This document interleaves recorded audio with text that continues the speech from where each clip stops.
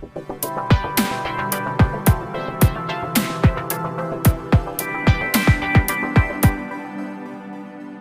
मुरबाड मार्गावरील पिंगळेवाडी गावासमोरील वळणावर मालवाहू कंटेनर पलटी होऊन चालकाचा मृत्यू झाल्याची घटना गुरुवारी मध्यरात्री घडली।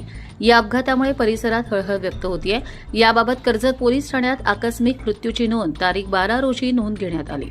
मिळालेल्या माहितीनुसार हरियाणा राज्यातील मेवात जिल्ह्यातील रहिवासी तौफिक सिकंदर हे पुष्पक फ्रेट कॅरियर ट्रान्सपोर्ट कंपनीमध्ये चालक म्हणून कार्यरत होते।